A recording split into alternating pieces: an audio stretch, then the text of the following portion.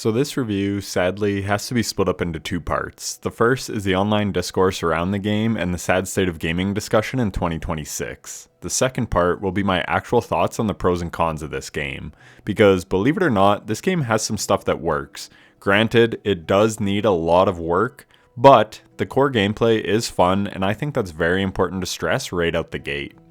So let's talk about the conversation surrounding the game. It was revealed at the end of the 2025 Game Awards, and this brought with it a lot of attention, which in the age of social media is definitely a double-edged sword.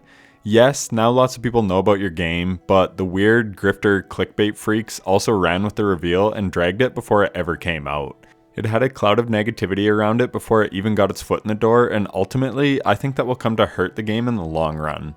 Yes, they say any publicity is good publicity, but the litany of Steam reviews from people with under an hour of time played just dragging it to be dicks do not help the game to actually improve, and it's tough to overcome a bad first impression.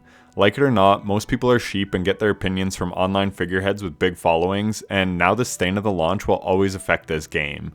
Yes, we've had heartwarming comeback stories like No Man's Sky, where a team of passionate devs works tirelessly for years to fix a half-baked game and turn it into something truly special.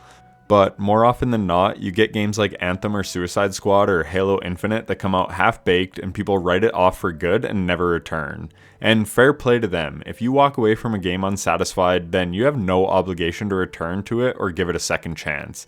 But the point is, first impressions matter, and I feel that Highguard didn't get a totally fair shake on that because of the outpouring of negativity it received for being the final reveal at the Game Awards. So now, onto the review. The sad truth is, this game is very much unfinished. Personally, I hate this. I am very much over this live service model of games, where games release half-baked and expect the audience to just put up with it while the game improves. However, this is a completely free-to-play game, so this is one instance where it's at least acceptable. Suicide Squad and Anthem were full-price games, so I think the expectations of releasing a fully fledged product are way higher. But my gripes with live service issues aside, is what Wildlight Entertainment delivered here worth playing? I would honestly say yes. I have nearly 20 hours of playtime in 2 days on Highguard, so something is definitely clicking for me. And outside of the noise from grifters on Twitter, Twitch, and Reddit just trying to get internet points, many other people actually do agree. On day 2 of Twitter discourse around Highguard, you could see some people praising the good parts of the game while still acknowledging it has a long way to go. And that is the camp that I'm in. This game is far from perfect or even fully finished, but the core bones are solid, and I think that's super important to start with. So what is Highguard? Basically, it's a 3v3 first-person shooter with looting akin to a battle royale and a game mode that blends together capture the flag with search and destroy. That's the best way I can describe it.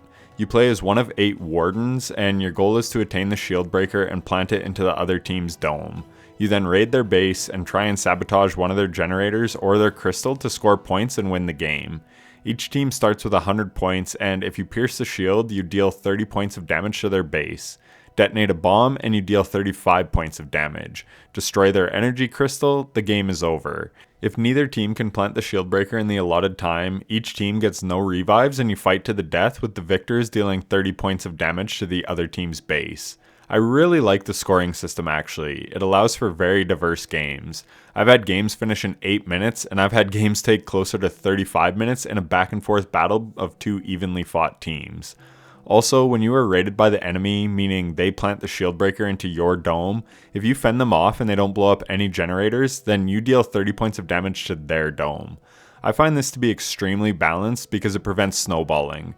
Sure, maybe your team messed up and got the shield breaker planted on you, but you can immediately shut down their sabotage attempts to even the score right back up.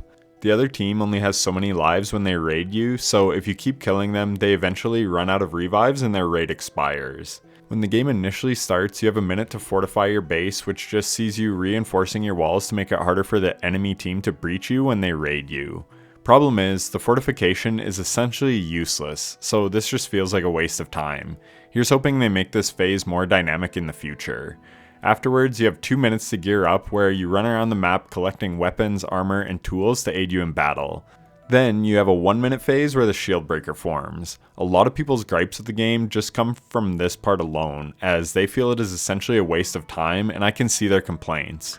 The starts of games do feel like a lot of waiting around, but at the same time, there is a skill gap to collecting loot. As you become familiar with the maps, you know the best spots to hit to get heaps of chests. So you can actually really kit yourself out in this phase. There are also crystals for you to break that give you a currency to spend at a vendor. The more I played the game, the better I got at getting super kitted out, and while the shield breaker forms, you can also keep looting. The problem with looting is everything is capped at a certain rarity per round. So in the first round, everything is blue or rare, then the next you can find purple epics, and finally you can get orange legendaries. This is a double-edged sword. Some people really hate how useless it feels because you can't really outgear your opponent. If you could conceivably loot in like 30 seconds, find something really powerful, then go rush the enemy team and take them out before they can get much loot. If they lose the loot dice roll, then you essentially just won because you will have better kit than them immediately, so unless they're very skilled, you could just overpower them with better loot. But the way they've implemented it means everyone is on the same playing field. Same rarity of weapons and armor. There's still a chance you get unlucky and only find blues of weapons that you don't necessarily like, so you may just stick with the standard common gray weapon, and you can still win gunfights, but it at least means you won't lose because someone just has way better gear.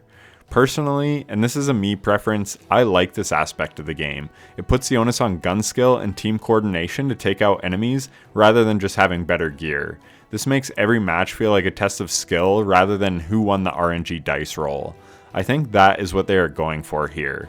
The game truly is very well balanced. Yes, this could be because we are 2 days in, so metas have yet to develop, but honestly, I feel like the balance is great. However, the variety of loot leaves a lot to be desired. They've implemented the bare minimum of weapon options in my opinion. A hand cannon, a sniper, 2 auto rifles, an auto rifle hybrid thing, 1 fully auto SMG, and 1 3-burst SMG. Also a shotgun, and a machine gun that comes in an airdrop, and I think that's it. So like 9 different weapons. When the weapons get to the orange rarity, they do get a slight augment where they have rounds that will deal more damage to the enemy's base or rounds that shoot slower but hit harder. But up to that point, the increases in rarity just give you more stability and a deeper magazine. Every weapon comes with a scope built into it. Again, this is nice for balance and simplicity, but it is almost too watered down for the sake of balance. I want to reiterate, I love how well balanced the game is, so I wouldn't want them to swing too far in the other direction, but having a bit more varied loot would certainly help the experience. But you can tell the game design was focused around balance for better or worse. And speaking of balance, let's talk about the characters. You select one of 8 wardens who all have their own abilities. They have an ultimate ability, a passive, and a tactical ability. For the most part, all of these abilities feel a little underpowered, especially the supers. I was expecting them to be game-changing, turn the tide of battle type abilities, but they really aren't. Again, this keeps the focus more on gunplay and teamwork, but it also prevents insane hero moments where you can clutch up and wipe a team with a well-timed ultimate. The character designs themselves are nothing special, they're all serviceable, but they don't jump out at you or are memorable in any way. I'm fine with this. I play games for the gameplay first and foremost. I don't really care how my character looks, so these are fine. They also have dialogue at the beginning of matches, which again is just fine. I do not care about the characters or their stories. I am playing this game to shoot people, and that is where the game actually delivers. Now, to be clear, there are a host of performance issues like poor optimization and low frame rates and extreme motion blur and a lack of video settings to allow users to tailor the game to the needs of their PC hardware. I want to be very upfront about that. But the developers have acknowledged this and are working to correct it. Again, I lament the fact that we live in a world where games get released in this unfinished and unoptimized state, but sadly, this is gaming in 2026. However, the quick response from the team is a good sign. So to get back to the gunplay, it does feel very good. I put over 10,000 hours into Destiny 2, a game with industry-leading gunplay. And I recently played the Call of Duty Black Ops 7 beta and put a lot of hours into Battlefield 6, so I'm decently familiar with shooters. The game is definitely on par with the latter. It feels good to shoot enemies. Not surprising since many of the devs from Wildlight are ex-Respawn devs, the makers of Apex Legends. You can see some of that Apex influence in many aspects of the game, but it's also quite different. I've never been a big Battle Royale guy, so I like that a game like this scratches an itch that I didn't even know I had. The game is more tactical than something like Call of Duty, which I gave up on over a decade ago. I like that you have an objective to play. I like that the game focuses on team engagements and strategy. I played solo for most of my playtime because none of my friends wanted to play, but before the review I knew I had to play in a squad. I joined the Highguard Discord and found 2 chill guys, and we went 4-1 in our 5 games together. The game highly rewards coordination and team play. This, again, is a double-edged sword. This may push away some solo players, but if you do have 2 buddies to play with, then you can absolutely roast some teams once you learn the ins and outs of the game. This game has a lot more strategy than it seems at first glance. I played it for 9 hours a day, and the more I played, the more I enjoyed it. On my first day of streaming, I liked the game more towards the end of the day than I did when I first started playing, and the second day I had even more fun than the first, and I think if I could convince my friends to play, then I would be having even more fun. There's certainly something here with this game. Unfortunately, it did have a really rocky start. Deadlock is a game that I've not yet played, but by all accounts is a wonderful game. It's a MOBA, which I'm totally unfamiliar with, and those games have a huge knowledge skill gap. That game has been in closed beta for years now, slowly iterating and improving. I wish Highguard had done something similar. The bones are there for a great game, but it needs a lot of polish and work. The reinforcement phase may as well not exist in its current state. There's little to no strategy on how to secure your base. The idea is there, but the execution is a miss. But in the future, this could be improved. The looting phase, I highlighted the pros and cons in terms of little reward for the sake of game balance, but this could be refined in the future to be more rewarding and offer more variety. AKA, they could give us more items to pick up from tools that buff you to a greater variety of weapons. But again, the bones are there. The shield breaker spawn. The time here could be reduced to improve match flow and give a more risk-reward decision between looting for longer or rushing to capture the shield breaker. I didn't even mention the mounts, which are animals that you ride to get around the map faster. The dude from Discord that I played with made a great point. He said that the mounts should have pros and cons. Maybe the horse is faster but has less hit points. The bear is slower and a bigger target but has more HP. Maybe they have some type of ability. There's many possibilities here. Again, the bones are there to be improved and iterated upon. I wish the game had a much more robust stat system. At the end of the game, you barely see any stats. There's also no in-game scoreboard. I would like to see this improved. I would like to see my career kills, deaths, assists, shield breaker plants, my stats with each character, my win-loss record, etc. Perhaps more game modes in the future, more progression in some way would also be nice. Perhaps more loot customization. There's a lot that they can improve on here. I also didn't mention map design, but they're all pretty generic. Basically, all have 3 lanes with 3 points of interest where you find the most loot. Not egregiously bad, but not at all memorable. They're perfectly serviceable. A lot has been made about them being too large, but personally, I'm fine with them. You can still push enemy teams if you want to during the loot phase, but if you also just want to be a loot goblin, you can do so without getting pushed. I think they're fine. A lot has also been made about the 3v3, but if you actually play the game, then you realize 3v3 is a really good spot. It can still get quite chaotic, only with 3 players during raids and stuff. I've even pulled off some 1v3s. They aren't easy, but they are doable. Some people in my Twitch chat, follow me on Twitch at itssizzle7 by the way, and join the Discord, both linked in the description below, complained and said only 1 game mode and laughed at how Concord had more game modes. That is not what this game is. Fortnite launched with 1 PvP game mode and look how big that became. Sure, maybe they add other game modes in the future, but the one on offer here is something truly unique that I for one have never played, and it offers a great blend of strategy with straight up combat. I for one love the gameplay loop. It may not be for everyone, but it certainly is for me. I think it's awesome. There's a ranked mode which is yet to be released, and again, this is just the reality of modern live service games. Apex Legends came out a whopping 7 years ago. It released out of nowhere and made a big splash. Highguard wanted to go with something similar, but the Game Awards reveal sort of ruined that. But 2019 was a long time ago in terms of where we are now culturally.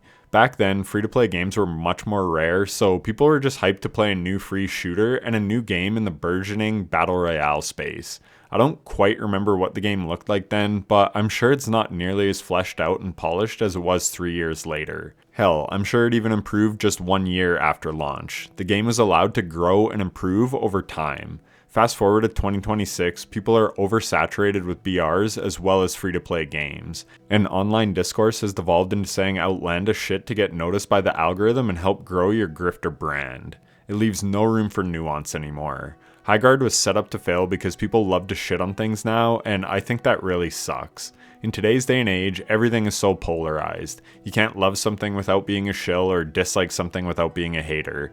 That being said, a lot of the discourse around this game is people just hating to hate. The game is not nearly as bad as its initial reception would have you believe. In all honesty, if this game released a decade ago, it would be a huge hit. But now it's a meme because of a mix of shooter hero fatigue and people hating just to hate for internet clout. That is the main takeaway I want you to walk away with from this video, that this game is actually decent. Yes, it's a very flawed game, sure, but the core gameplay is actually really solid and the developers wanted to give people something different, and I for one think it hits that mark. It is not like anything I've played before and I'm really enjoying it. I mentioned I played the Black Ops 7 beta. That was the first and only time in my life as a YouTuber where I felt like I was clocking in for a job. I played it for 3 hours and that was it. I was really hoping to enjoy it a little bit, to relive some of my COD glory days from 2007 to 2012, but that franchise is a complete shell of its former self. There's no love in that game any longer, it's just a shameless cash grab. Highguard, on the other hand, only got better the more I played it. The devs dared to do something different, and I, for one, hope that bet pays off for them in the long run. It sucks that even a poorly performing Call of Duty has more players than something like this. Metrics do not indicate quality or fun. This game gets the fun right, and here's hoping in the future they polish up that quality and it becomes something great. Anyways, that's it for the video. Like and sub and do all that algorithm stuff please. If you're still here, thanks so much for watching to the end. Let me know what you think of Highguard down below. I'll catch you in the next one. Take care.